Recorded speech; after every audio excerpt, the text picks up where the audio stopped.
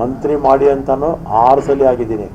ಯಾರನ್ನೂ ಯಾವತ್ತೂ ನಾನು ಮಂತ್ರಿ ಮಾಡಿ ಅಂತ ಕೇಳೋಕ್ಕೆ ಹೋಗಿಲ್ಲ, ಇನ್ನು ಖಾತೆನೂ ಕೇಳಲ್ಲ. ಅಲ್ಲ ಸರ್, ಈಗ ಸಮಾಧಾನ ಇದೆಯಾ ಈ ಖಾತೆ? ಆ ಖಾತೆ ಬಗ್ಗೆ ನೀವು ಮಾತಾಡಲೇಬೇಡಿ. ಮೂಡಿಸಬೇಕಾಗಿತ್ತು, ಆದ್ರೆ ಉತ್ತರ ಕರ್ನಾಟಕಕ್ಕೆ ಬಹಳಷ್ಟು ನಿರೀಕ್ಷೆ ಇಟ್ಕೊಂಡಾರ ಜನ. ಆದ್ರೆ ಇದು ಬಹಳಷ್ಟು ದೂರ ಇರೋದ್ರಿಂದ ಒಂದ್ ಸ್ವಲ್ಪ ಮಾತಾಡೋದೇ ಇಲ್ಲ. ಅಲ್ಲ ಸರ್, ಈಗ ಬಹಳಷ್ಟು ಜನ ಬದಲಾವಣೆ ಆಗುತ್ತೆ ಅನ್ನೋ ನಿರೀಕ್ಷೆ ಇಲ್ಲ ಸರ್. ಅದ್ರ ಬಗ್ಗೆನೇ ಮಾತಾಡಲ್ಲ, ನೀವು ಕೇಳಬೇಡಿ. ಮಂತ್ರಿಗಳು ಸಿಕ್ಕಾರ ಉತ್ತರ ಕರ್ನಾಟಕದವ್ರು ಹ್ಯಾಪಿ ಅದಾರ ಅಂತ ನಾವು ಭಾವಿಸ್ತೀವಿ.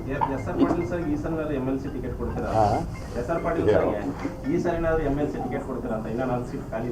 ಪಾಟೀಲ್ ಈ ಭಾಗದ ಜನಪ್ರಿಯ ನಾಯಕರು.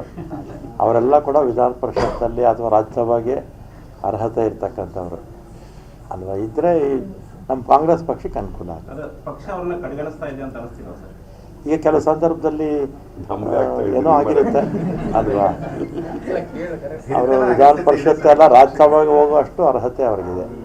ಇಟ್ಕೊಂಡಿಲ್ಲಪ್ಪ, ನಾನು ಯಾವತ್ತೂ ಕೂಡ ಮಂತ್ರಿ ಮಾಡಿ ಅಂತಲೂ 6 ಸಲ ಆಗಿದ್ದೀನಿ. ಯಾರನ್ನೂ ಯಾವತ್ತೂ ನಾನು ಮಂತ್ರಿ ಮಾಡಿ ಅಂತ ಕೇಳೋಕ್ಕೆ ಹೋಗಿಲ್ಲ, ಇನ್ನು ಖಾತೆನೂ ಕೇಳಲ್ಲ. ಅಲ್ಲ ಸರ್, ಈಗ ಸಮಾಧಾನ ಇದೆಯಾ ಈ ಖಾತೆ? ಆ ಖಾತೆ ಬಗ್ಗೆ ನೀವು ಮಾತಾಡಲೇಬೇಡಿ. ಮೂಡಿಸಬೇಕಾಗಿತ್ತು, ಆದ್ರೆ ಉತ್ತರ ಕರ್ನಾಟಕಕ್ಕೆ ಬಹಳಷ್ಟು ನಿರೀಕ್ಷೆ ಇಟ್ಕೊಂಡಾರ ಜನ. ಆದ್ರೆ ಇದು ಬಹಳಷ್ಟು ದೂರ ಇರೋದ್ರಿಂದ ಒಂದ್ ಸ್ವಲ್ಪ ಮಾತಾಡೋದೇ ಇಲ್ಲ. ಅಲ್ಲ ಸರ್, ಈಗ ಬಹಳಷ್ಟು ಜನ ಬದಲಾವಣೆ ಆಗುತ್ತೆ ಅನ್ನೋ ನಿರೀಕ್ಷೆ ಇಲ್ಲ ಸರ್. ಅದ್ರ ಬಗ್ಗೆನೇ ಮಾತಾಡಲ್ಲ, ನೀವು ಕೇಳಬೇಡಿ. ಯೋಗ್ಯ ಮಂತ್ರಿಗಳು ಸಿಕ್ಕಾರ ಉತ್ತರ ಕರ್ನಾಟಕದವ್ರು ಹ್ಯಾಪಿ ಅದಾರ ಅಂತ ನಾವು ಭಾವಿಸ್ತೀವಿ. SR ಪಾಟೀಲ್ ಈ ಭಾಗದ ಜನಪ್ರಿಯ ನಾಯಕರು.